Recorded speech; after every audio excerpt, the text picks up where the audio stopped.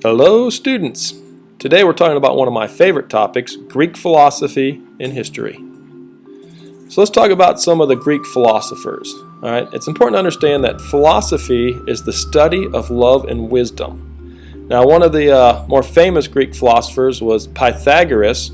He taught the universe followed the same laws that govern music and numbers. He also came up with the Pythagoras theorem, which gave you the sides of a triangle. A squared plus b squared equals c squared. Now there was a group of teachers in Greece. They were called sophists, and they believed that gods did not influence people and that there was no absolute right or wrong, and that the sophists went from city to city teaching people. Sophists believed people should use their time to improve themselves. So whenever you were doing something, whether it was in your free time, your leisure time, whatever, you should be doing stuff to improve yourselves. All right, let's talk about three famous philosophers. The first one was Socrates. And Socrates believed there was an absolute truth existed. He created what became known as the Socratic method, which was a step-by-step method of asking questions to get people to come up with the answers for themselves. And he was put to death for his beliefs.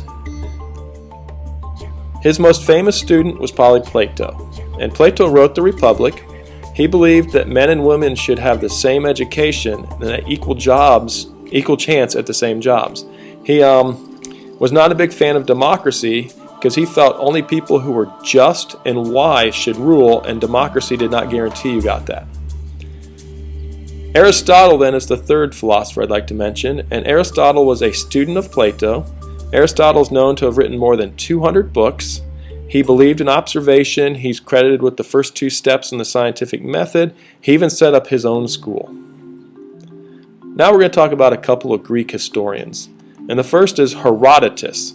He's known as the father of history, and he's most famous for writing about the Persian Wars.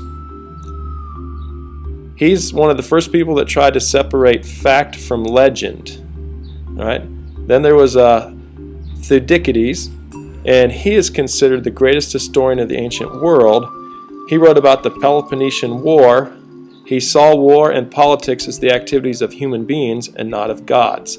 And he is somebody that was credited with not only did you find that source, but you actually made sure that what they saw or what they believed or what they said was true.